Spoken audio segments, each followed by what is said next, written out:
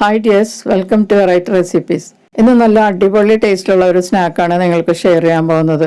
ഇടയ്ക്കൊക്കെ മധുരമുള്ളൊരു പലഹാരം തിന്നണമെന്ന് തോന്നുമ്പോൾ ഇതുപോലെ ഉണ്ടാക്കിയാൽ വളരെ നല്ലതായിരിക്കും. എളുപ്പത്തിൽ ഉണ്ടാക്കിയെടുക്കാം. 5 മിനിറ്റ് കൊണ്ട് നമുക്ക് ഈ പലഹാരം ഉണ്ടാക്കാം.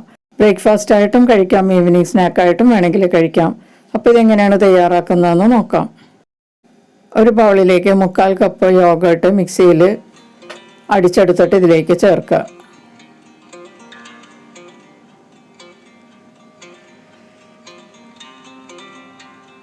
ഇതിലേക്ക് 2 ടേബിൾ സ്പൂൺ പഞ്ചസാര ചേർക്കാം.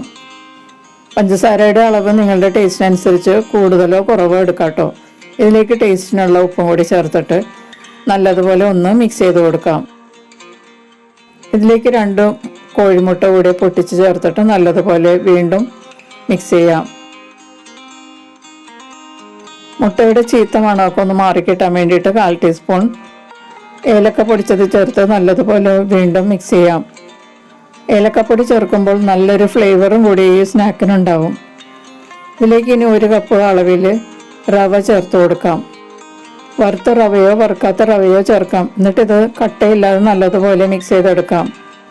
ഇതോടൊപ്പം ഈ ചാനൽ ആദ്യമായി കാണുന്നവരും ഇതുവരെ സബ്സ്ക്രൈബ് ചെയ്യാത്തവരും സബ്സ്ക്രൈബ് ചെയ്ത് ഈ ചാനലൊന്ന് സപ്പോർട്ട് ചെയ്യാം കേട്ടോ. അപ്പോൾ ഇത് ഞാൻ നല്ലതുപോലെ കട്ടയില്ലാതെ ഉടച്ചെടുത്തിട്ടുണ്ട്. ഇനി ഇത് നമുക്ക് മൂടി വെച്ചൊരു 10 മിനിറ്റ് റെസ്റ്റ് ചെയ്തെടുക്കാം. അപ്പോൾ ഈ റവയൊക്കെ നല്ലതുപോലെ കുതിർന്ന് കിട്ടും. ആ സമയത്ത് ഒത്തിരി ടൈറ്റ് ആണെങ്കിൽ നമുക്ക് കുറച്ച് വെള്ളം ചേർത്ത് ലൂസാക്കാവുന്നതാണ് കേട്ടോ. 10 മിനിറ്റിന് ശേഷം നമുക്കിതിലേക്ക് 1 ടീസ്പൂൺ കറുത്ത എള്ള് ചേർത്ത് കൊടുക്കാം. വറുത്ത എള്ളാണ് കേട്ടോ ഞാനിപ്പോൾ ചേർത്തത്. ഇതിലേക്ക് 1 ടേബിൾ സ്പൂൺ ബ്രോക്കൺ കാഷ്യൂസും കൂടി ചേർത്ത് കൊടുക്കാം. ഇതൊക്കെ ചേർക്കുമ്പോൾ ഈ പലഹാരത്തിന് നല്ലൊരു ടേസ്റ്റാണ്. കാഷ്യൂസൊക്കെ ചവക്കുമ്പോഴേക്കും വളരെ നല്ല ടേസ്റ്റാണ്. അതുപോലെ തന്നെ എള്ള് കടിക്കാൻ കിട്ടുമ്പോഴും നല്ല ടേസ്റ്റാണ്. എള്ളിൽ ധാരാളം കാൽഷ്യം അടങ്ങിയിട്ടുണ്ട്. അതുകൊണ്ട് തന്നെ നമ്മളുടെ എല്ലുകളുടെ ആരോഗ്യത്തിന് വളരെ നല്ലതാണ്. ഈ ബാറ്ററിലേക്ക് ഒരു ഇൻഗ്രീഡിയൻറ്റ് കൂടി ചേർക്കാനുണ്ട്. അതിന് മുന്നേ നമുക്ക് സ്റ്റൗ ഓൺ ചെയ്ത് ഒരു ഫ്രൈയിങ് പാൻ വെച്ച് അതിലേക്ക് കുറച്ച് എണ്ണ ഒഴിച്ചിട്ട് ചൂടാക്കാൻ വെക്കാം. ഇനി നമുക്ക് ഇതിലേക്ക് ചേർക്കാനുള്ളത് ബേക്കിംഗ് സോഡയാണ്. ഇതിലേക്ക് 1/2 ടീസ്പൂൺ ബേക്കിംഗ് സോഡ ഈ ബാറ്ററിലേക്ക് ചേർത്തിട്ട് നല്ലതുപോലെ മിക്സ് ചെയ്യാം. പെട്ടെന്ന് തന്നെ മിക്സ് ചെയ്തിട്ട് നമ്മൾക്കിത് ഫ്രൈ ചെയ്തെടുക്കണം. അല്ലെങ്കിൽ ബാറ്റർ ഒരുപാട് ലൂസായി പോവുകയും ചെയ്യും, എണ്ണ ഒരുപാട് ഇത് കുടിക്കുകയും ചെയ്യും. അപ്പോൾ നമുക്കിത് ഉടനെ തന്നെ ഫ്രൈ ചെയ്തെടുക്കാം. അപ്പോൾ നേരത്തെ നമ്മൾ പാനിൽ എണ്ണ ചൂടാക്കാൻ വെച്ചിട്ടുണ്ടായിരുന്നു. അത് നന്നായിട്ട് ചൂടായിരിക്കുകയാണ്. ബേക്കിംഗ് സോഡ ചേർത്ത് നല്ലതുപോലെ മിക്സ് ചെയ്തതിന് ശേഷം കുറച്ച് ബാറ്റർ എടുത്ത് ഈ ചൂടായ എണ്ണയിലേക്ക് ഇട്ട് കൊടുക്കാം.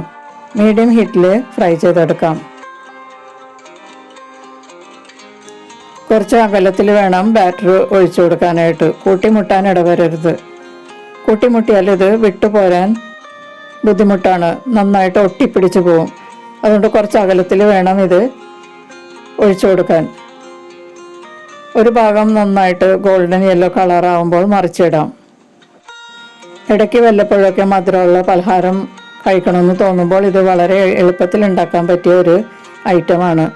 അധികം ഇൻഗ്രീഡിയൻസും വേണ്ട. നമുക്ക് കയ്യിലുള്ള സാധനങ്ങളൊക്കെ കൊണ്ട് തന്നെ നമുക്ക് വേഗത്തിൽ ഉണ്ടാക്കിയെടുക്കാം. അപ്പോൾ ഞാൻ ഇതെല്ലാം മറിച്ചിട്ടിട്ടുണ്ട്. ഇനി താഴെയും കൂടി ഈ കളറാവുമ്പോഴേക്കും നമുക്ക് പാനിൽ നിന്ന് എടുക്കാം. ഇപ്പം നമ്മളുടെ സ്നാക്ക് റെഡി ആയിട്ടുണ്ട്. ഞാനതെല്ലാം എണ്ണയിൽ നിന്ന് മാറ്റുവാണ്.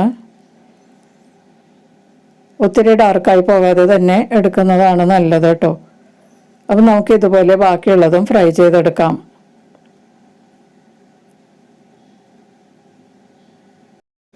ലാസ്റ്റ് സെറ്റാണ് ഇപ്പോൾ ഫ്രൈ ചെയ്തുകൊണ്ടിരിക്കുന്നത്. ഇത് 5 എണ്ണമാണ് ഞാൻ ഇട്ടിരിക്കുന്നത്. നമ്മൾ ആദ്യം ഒഴിച്ച എണ്ണ മാത്രമേ ഇത് ഫ്രൈ ചെയ്യാൻ ഉപയോഗിച്ചിട്ടുള്ളൂ. വേറെ എണ്ണ ഒന്നും ഞാൻ ഒഴിച്ചു കൊടുത്തിട്ടില്ലായിരുന്നു. പൊരിച്ച എണ്ണ ബാക്കിയും വന്നിട്ടില്ല. മുങ്ങിക്കിടക്കുന്ന രീതിയിൽ ഫ്രൈ ചെയ്യുകയാണെങ്കിൽ ഇത് കുറച്ചുകൂടി നന്നായിട്ട് വീർത്ത് വരും കേട്ടോ. ഇതിപ്പോൾ ഞാൻ കുറച്ച് എണ്ണയിൽ വറുത്തത് കൊണ്ടാണ് ഇതുപോലെ ഇരിക്കുന്നത്. പുറം നല്ല ക്രിസ്പിയും ഉള്ളു നല്ല സോഫ്റ്റുമാണ്. അപ്പോൾ ഈ സ്നാക്ക് എല്ലാവരും ഒന്ന് ട്രൈ ചെയ്ത് നോക്കുക. വീഡിയോ ഇഷ്ടപ്പെട്ടാൽ ലൈക്ക് ചെയ്യാൻ മറക്കരുത്. നിങ്ങളുടെ ഫ്രണ്ട്സിനും റിലേറ്റീവ്സിനും ഒക്കെ ഷെയർ ചെയ്ത് കൊടുക്കുക. വിരുന്നുകാരൊക്കെ വരുമ്പോൾ നമുക്ക് പെട്ടെന്ന് ഉണ്ടാക്കാൻ പറ്റിയൊരു പലഹാരമാണിത്. നമുക്ക് വീണ്ടും മറ്റൊരു റെസിപ്പിയുമായി കാണാം. Thank you.